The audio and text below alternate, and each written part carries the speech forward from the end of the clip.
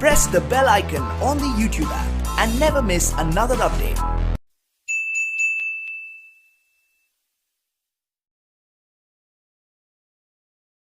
Come back to my channel Raju Santa classes. पिछले समय हम क्लास 11 का फाइनल अकाउंट स्टार्ट किए थे, उसमें बैलेंस शीट कैसे बनता है वहाँ तक हम बताए थे। कोई क्वेश्चन कम्प्लीटली हम नहीं बनाए थे, सबको पार्ट वाइज बनाए थे। जैसे ट्रेडिंग कैसे बनेगा, या कॉस्ट ऑफ गुड्स सोल्ड कैसे निकलेगा, या प्रॉफिट एंड लॉस कैसे बनेगा, या बैलेंस शीट कैसे बनेगा, सबको पार्ट वाइज किए थे। आज हम क्या किए, डीके गोल का क्वेश्चन पहले ही बोर्ड में लिख दिए। इस क्वेश्चन को कंप्लीट बनाना है, अप टू बैलेंस शीट तक बनाना है, ठीक है। तो जगह का थोड़ा सा अभाव होता है बोर्ड में क्वेश्चन लिख के बनाने में। खैर कोशिश करते हैं आप लोग क्वेश्चन को बोर्ड से पढ़िएगा, ठीक है। क्वेश्चन डिटेल दिया, हम आज कंप्लीट बना के दिखाते हैं कैसे बनेगा फाइनल अकाउंट, ठीक है। तो आप लोग मेरे साथ बने रहिए, देखते रहिए कैसे बनेगा। तो पहले हम लोग क्या करेंगे, एक ट्रेडिंग अकाउंट का चार्ट ड्रॉ करेंगे। हम कोशिश करते हैं कि अट जाए। Trading and profit and loss account for the year ended 31 मार्च 2018। अब देखना यहाँ अटता है कि नहीं।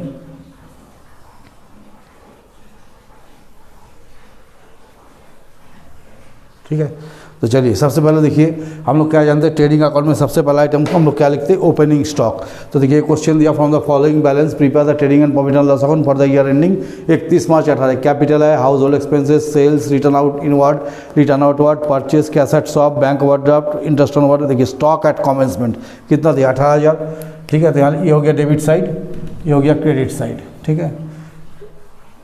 ये हो गया पार्टिकुलर्स अमाउंट, पार्टिकुलर्स अमाउंट। तो सबसे पहले लिखेंगे टू ओपनिंग स्टॉक। देखिए ओपनिंग स्टॉक कितना दिया हुआ है, 18,000। पहले हम लोग ओपनिंग स्टॉक लिखते हैं। नेक्स्ट आइटम हम लोग लिखते हैं परचेजेस, टू परचेजेस। कितना परचेज हुआ है, तो देखिए परचेज कहाँ दिया हुआ है, ये परचेज दिया आपको 1,50,000। तो इसको लिख देंगे 1,50,000। इसमें से लेस करते परचेज रिटर्न, परचेज रिटर्न। तो देखिए यहाँ दिया रिटर्न इनवर्ड। रिटर्न इनवर्ड का मतलब होता है सेल्स रिटर्न। क्या होता है, सेल्स रिटर्न। और रिटर्न आउटवर्ड होता है परचेज रिटर्न। इसका ही मतलब होता है। तो परचेज रिटर्न कितना दिया, 6,000। इस 6,000 को यहाँ से माइनस कर दीजिए, तो यहाँ हो गया 1,44,000। तीसरा आइटम हम लोग लिखेंगे सेल्स बाय सेल्स अकाउंट। देखिए सेल में कितना पैसा दिया, सेल में दिया आपको 1,80,000 रुपया दिया सेल का। तो पहले सेल लिखिए 1,80,000 आराम से यहाँ पर। फिर cell return, that is return inward कितना दिया, 4,000। तो लेस सेल्स रिटर्न 4,000, कितना हो गया 1,76,000। चौथा आइटम लिखेंगे क्लोजिंग स्टॉक। तो क्लोजिंग स्टॉक कहाँ है, या देखिए क्लोजिंग स्टॉक कितना लिखा, 15,000। इसके बाद हम लोग क्या जानते हैं कि ट्रेडिंग अकाउंट में हम लोग जितना फैक्ट्री रिलेटेड चीज़ होता है उसको लिखते हैं। तो देखिए फैक्ट्री रिलेटेड या प्रोडक्शन रिलेटेड चीज़ क्या क्या है, यहाँ तक तो हम लोग नहीं देखिए। फ्रेट, भाड़ा, ठीक है, ये ट्रेडिंग का आइटम है। तो देखिए टू फ्रेट, कितना भाड़ा लगा है, 8,500 है ना। फिर देखिए rent, taxes, data, commission, free hold, Sunday expenses, salary, wages, life insurance, insurance premium, motor vehicles, type writer नहीं है। कैरेज इनवर्ड, तो देखिए टू कैरेज इनवर्ड कितना दिया हुआ है, कैरेज इनवर्ड 2,000। फिर कैरेज आउटवर्ड नहीं जाता है पावर, जैसे हम चार्ट में पहले भी लिखे हुए हैं। इसमें हम लिंक डाल देंगे पूरा चैप्टर का, 2,200 है ना। आप लोग देख के आराम से समझ जाइएगा कहाँ से क्या किए हम, है ना। तो चलिए इसको प्लस करते देखिए किधर ज़्यादा है, इधर ही ज़्यादा है, 1,91,000 है।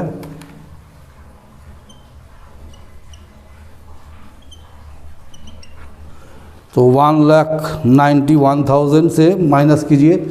Debit side 18,000, 1,44,000, 8,500, 4,200। तो जो बच गया हो गया gross profit. To gross profit CD 16,300, ये ग्रॉस प्रॉफिट आ गया। नेक्स्ट कलम जो है प्रॉफिट एंड लॉस का है, यहाँ लिखिए बाय ग्रॉस प्रॉफिट BD कितना है, 16,300। आप खोजिए आइटम कहाँ कहाँ का आइटम लेना है। यहाँ से देखिए, जैसे यहाँ से कैपिटल है, हाउस होल्ड एक्सपेंसेस। देखिए हाउस होल्ड एक्सपेंसेस का मतलब हो गया ड्राइंग्स, है ना। इसका मतलब होता है drawings. Purchase cassettes of bank और इंटरेस्ट ऑन ओवरड्राफ्ट कितना है 1500। तो ये मेरा पीएल का आइटम है, इंटरेस्ट ऑन ओवरड्राफ्ट 1500। फिर आगे चलेंगे क्रेडिटर स्टॉक का कमेंसमेंट, रेंट एंड टैक्सेस कितना दिया 7000। तो 2 रेंट एंड टैक्सेस 7000। फिर देखिए कमीशन डेबिट में भी है क्रेडिट में भी है, तो डेबिट का कमीशन डेबिट में लिखिए 2 कमीशन कितना दिया डेबिट में 3000।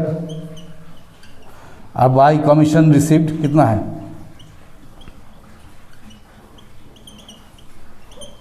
2500। और क्या आइटम है देखते जाइए, free hold property 30,000, sundry expenses 3,900। तो 2 सन्ड्री एक्सपेंसेस 3,900। फिर आगे चलिए क्या दिया देखिए, सैलरी एंड वेजेस 20,000 दिया हुआ है, 2 सैलरीज एंड वेजेस 20,000 इसको लिख दिए। चलिए फिर आगे देखिए क्या है, LIC प्रीमियम, LIC प्रीमियम नहीं जाता है, पर्सनल होता है इंश्योरेंस प्रीमियम। तो इंश्योरेंस प्रीमियम कितना दिया 1600। तो इंश्योरेंस प्रीमियम 1600, इंश्योरेंस प्रीमियम लिखे। इसके बाद क्या मोटर व्हीकल नहीं जाएगा, टाइपराइटर एसेट नहीं जाएगा। इंटरेस्ट क्रेडिट में दिया है तो लिखिए बाई इंटरेस्ट 800। फिर देखिए दिया कैरेज इनवर्ड तो ले चुके हैं, कौन है कैरेज आउटवर्ड 2 कैरेज आउटवर्ड ये भी कितना है 800। फिर देखिए पावर तो ले चुके हैं, ऑडिट फी तो लिखिए 2 ऑडिट फी, ऑडिट फी कितना है 1700। फिर देखिए दिया लाइटिंग, तो लाइटिंग यही का खर्चा है। अगर इसी के साथ हीटिंग लग जाएगा, जैसे लाइटिंग दिया है एंड हीटिंग लिख देगा तो हम लोग कहाँ चले जाएंगे ट्रेडिंग में, ठीक है। अब इसी लाइटिंग है तो कहाँ नहीं पीएल में।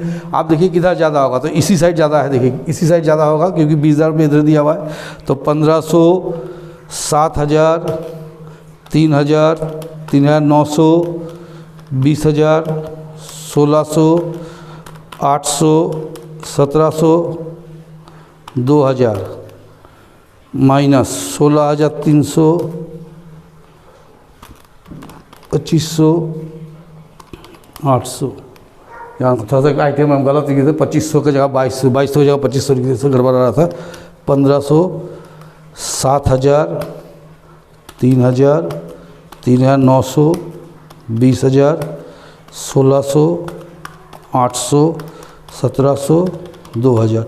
तीन हो गया 41,500 माइनस 16,300 माइनस 3,000 तो बच गया 22,200। तो जो बच गया हो गया बाई नेट लॉस CD 22,200। तो ये हो गया 41,500 बोथ साइड, ठीक है। तो ये मेरा बन गया ट्रेडिंग एंड PL अकाउंट। तो ट्रेडिंग में हम लोग क्या किए, ट्रेडिंग में हर वो आइटम लिए जो फैक्ट्री से रिलेटेड है, ट्रेडिंग से ग्रॉस प्रॉफिट निकाल के यहाँ लिख दीजिए। और इसके बाद ऑफिस या सेलिंग डिपार्टमेंट का जितना खर्चा है सबको डेबिट में लिखे। आज जो मेरा अदर इनकम है ग्रॉस प्रॉफिट का उसके इधर लिखे, दोनों साइड प्लस माइनस कीजिए। अगर इस साइड ज़्यादा होगा इस साइड कम होता तो क्या लिखते हैं नेट प्रॉफिट, इधर ज़्यादा है इधर कम है तो क्या लिख दिए नेट लॉस। अब हम लोग इसका बैलेंस शीट बनाएंगे तो इसको मिटा देते हैं ना। देखिए नेक्स्ट अब इसका पोर्शन है बैलेंस शीट, तो हम बैलेंस शीट का चार्ट ड्रॉ कर दिए। बैलेंस शीट एज एट इधर लाइबिलिटी अमाउंट एसेट अमाउंट, ठीक है। तो सबसे पहले लिखेंगे कैपिटल अकाउंट। कैपिटल कितना दिया है 1,28,200। हम लोग जैसे प्रॉफिट एंड लॉस पर नेट लॉस निकाले थे कितना 22,200। तो इस 22,200 को यहाँ से माइनस कर दीजिए, ये कितना आ गया 1,06,000। फिर देखिए हाउस होल्ड एक्सपेंसेस, तो लेस हाउस होल्ड एक्सपेंसेस 10,000 इसको माइनस कर दीजिए, दिया गया 96,000। और देखिए क्या है एक दिया यहाँ दिया LIC premium life insurance premium, तो इसको माइनस कर दीजिए। LIC प्रीमियम क्या होता है पर्सनल होता है, इसलिए इसको हम लोग ड्राइंग ट्रीट करते हैं। दिया गया 94,200। आप देखिए कोई भी लाइबिलिटी जब हम लोग बनाएंगे सारा लाइबिलिटी किस साइड से आएगा क्रेडिट साइड से।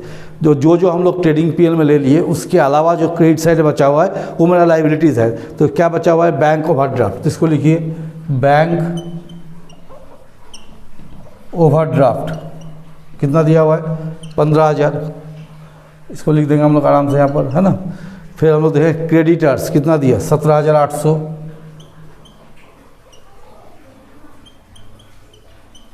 और कुछ है और तो कुछ नहीं दिख रहा है। तो कितना हो गया 94, कितना बैलेंस शीट का आंसर है 94,200, 15,000, 17,800, तो हो गया 1,27,000। ठीक है, अब हम लोग क्या करेंगे, उस साइड से एसेट सबको लिखेंगे। तो डेबिट में जो जो छोड़े उसमें कोई ना कोई एसेट है। तो देखिए जब सर फ्री होल्ड प्रॉपर्टी कितना दिया है 30,000, तो फ्री होल्ड प्रॉपर्टी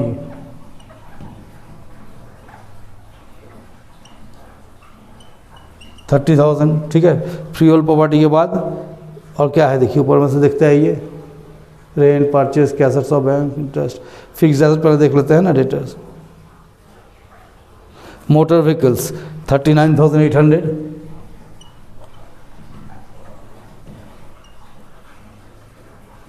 फिर देखिए नीचे दिया हुआ है type writer 8,000,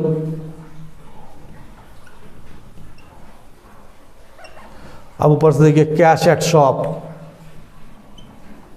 cash at shop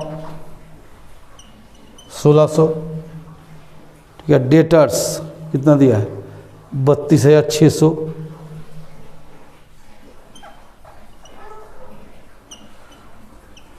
और क्या है, और यहाँ कुछ नहीं, इस साइड में भी कुछ नहीं है।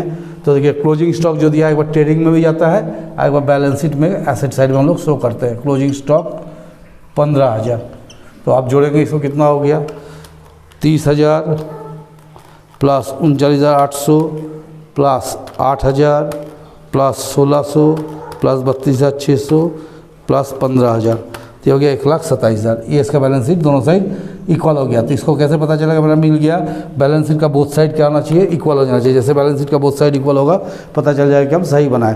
तो अभी आप लोग हम बना के दिखा दिए trading, profit and loss and balance sheet. इसी तरह से डीके गोयल से या दूसरे बुक से जो क्वेश्चन आप लोग पढ़ते हैं वहाँ से आराम से बनाते रहिए। सीधा हिसाब रखना है कि ट्रेडिंग में जितना फैक्ट्री रिलेटेड चीज़ है, पीएल में ऑफिस या सेलिंग डिपार्टमेंट से रिलेटेड चीज़ लिखना है, और बैलेंस शीट में जितना एसेट्स एंड लायबिलिटी लिखना है उससे बनाना है। ठीक है, इस तरह से आप लोग पढ़ते रहिए और मेरे चैनल के साथ बने रहिए, लाइक कीजिए।